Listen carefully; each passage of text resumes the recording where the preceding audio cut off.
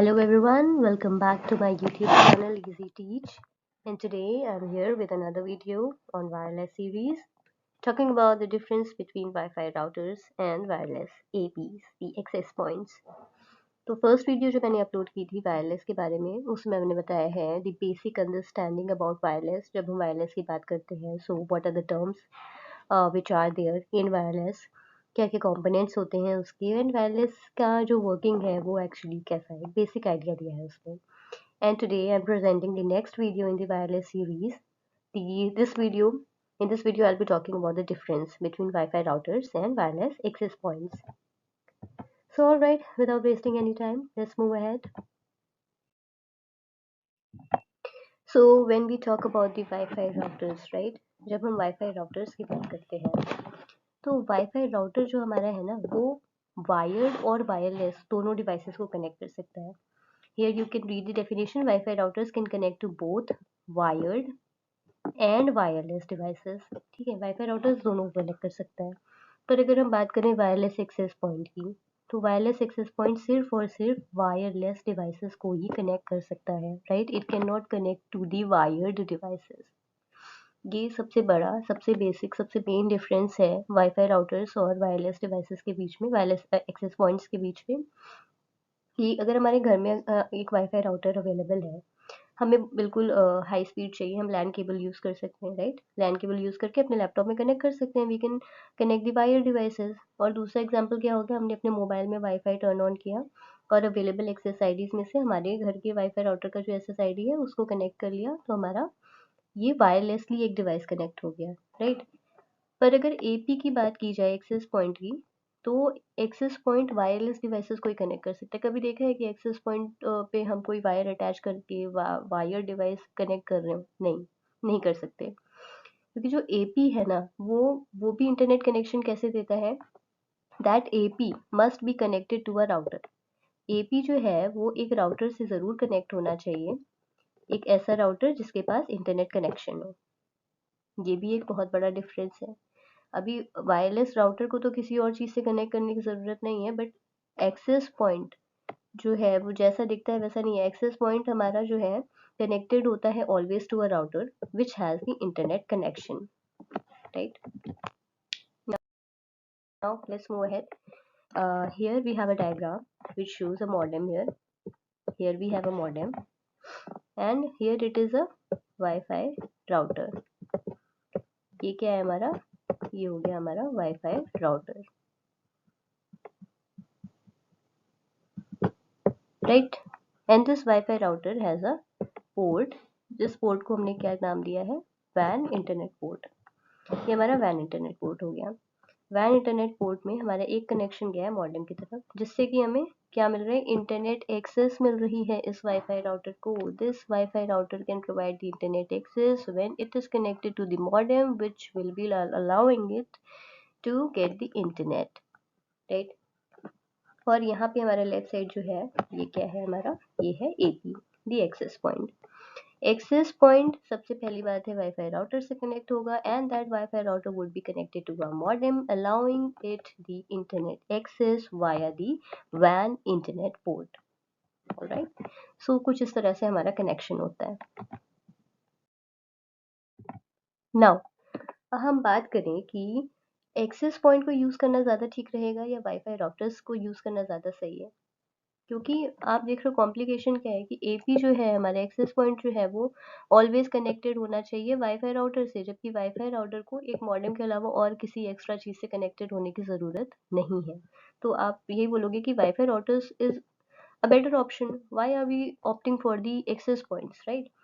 So when we come to the small networks, small office networks या फिर हमारे घर की जो networks हैं वहाँ पर हम वाईफाई routers use करते हैं, but in offices, in large organizational networks we use wireless APs. Why? Because in offices there are multiple buildings and each building contains n number of floors. In each floor may have multiple rooms having one or more devices. So if we use Wi-Fi routers, we will have to configure each Wi-Fi router separately. But in case of access points, we configure the one Wi-Fi router only connecting multiple APs. We can understand it better with the diagram. So let's move on to the next slide. Here we have a picture. Suppose एक बहुत बड़ा सा office है, उसमें कई सारे floors हैं, हर floor पे बहुत सारे रूम्स हैं, n number of rooms are there on every floor and each room have m number of devices.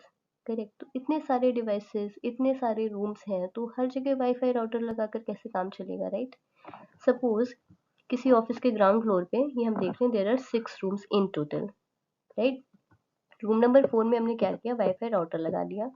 बाकी सारे रूम्स में हमने क्या किया, एपी दे दिया। Here is AP 1, here is AP 2, here is AP 3, here is AP 4 and here is AP 5, right? 5 हमने access point use कर लिया और एक हमने ले लिया वाईफाई राउटर। अब अगर हम सब में वाईफाई राउटर्स लगाते हैं तो हमें सारे वाईफाई राउटर्स पे सेपरेटली कॉन्फ़िगरेशन करना पड़ता है। ये जो भी हमारा रिक्वायर्ड कॉन्फ़िगरेशन है to get the devices connected and access the internet, वो कॉन्फ़िगरेशन हर एक वाईफाई राउटर पे हमें सेपरेटली करना पड़ता है। पर एक्सेस पॉइंट पे तो करने की ज़रूरत है नहीं, बिकॉज़ एक्सेस पॉइंट जो है उसको सिंपली हमें कनेक्ट कर देना है वाईफाई राउटर से एंड कोई बहुत एक्स्ट्रा कॉन्फ़िगरेशन की, बहुत कॉम्प्लिकेशन की ज़रूरत नहीं है। सो दैट्स वाई वी से कि एक्सेस पॉइंट से हमारा काफ़ी ज़्यादा जो कॉम्प्लिकेशन है वो रिड्यूस हो गया है, कॉस्ट रिड्यूस हुई, टाइम सेव हुआ, राइट? क्या करना है, बस एपी को कनेक्टेड रखना है वाईफाई राउटर से और हर एक एपी पे सेपरेटली हमें कॉन्फ़िगरेशन नहीं करना है। We don't have to configure this AP separately, we just need to configure this one wifi router only. So all the APs, AP1 in room number 1, AP2 in room number 2, AP3 in room number 3, AP4 in room number 5, AP5 in room number 6. ये सारे APs किससे connected हैं? To this Wi-Fi router. So all done. सारा काम हो गया हमारा. So this is the biggest difference why we prefer using APs in large organizational networks in comparison to home networks. जब घर की बात की जाए, we can have a Wi-Fi router and उस Wi-Fi router से हम अपने wired और wireless devices दोनों को connect कर सकते हैं.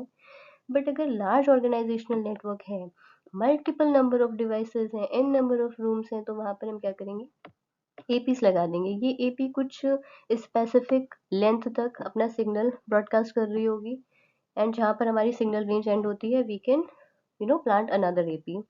फिर जहाँ तक उसका सिग्नल रेंज कवर हो रहा होगा सिग्नल्स का, वो जहाँ पे एंड होता है वहीं पर नियर बाय हम AP3 प्लांट कर देंगे एंड वो सारे एपीज किससे कनेक्टेड होंगे, एक वाईफाई राउटर पे। उसी पे हमें सारा कॉन्फ़िगरेशन करना है और हमारा काम इजीली हो गया। सारे डिवाइसेस भी कनेक्टेड रहेंगे और वायरलेसली डिवाइसेस भी सारे कनेक्ट होंगे, राइट? सो आई होप सारा कुछ आपको समझ में आया होगा जो मैंने इस वीडियो में बताया। इफ अगर आपको समझ में आया है, so I would request you to please like the video, drop down some comments. अगर कोई डाउट है उसको पूछिए, कोई स्पेसिफिक कंसेप्ट है आपका जो आप चाहते हो कि मैं उसके ऊपर वीडियो बनाऊँ with some more brief examples, diagrams, all these kinds of stuff, drop down some comments. I'll surely make a video and I'll try to upload it as soon as possible. Share it to as many people as you can, because sharing से ही आपका knowledge क्या होता है, बढ़ता है। जब आप अपना नॉलेज शेयर करोगे आपका नॉलेज बढ़ेगा। And please please please do subscribe my channel, because हर एक वीडियो बनाने में ना बहुत मेहनत लगती है।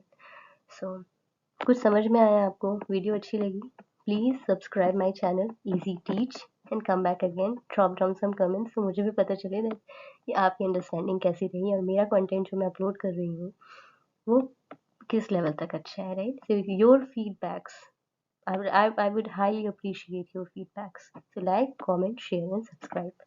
Thanks for watching. Please subscribe. Easy Teach.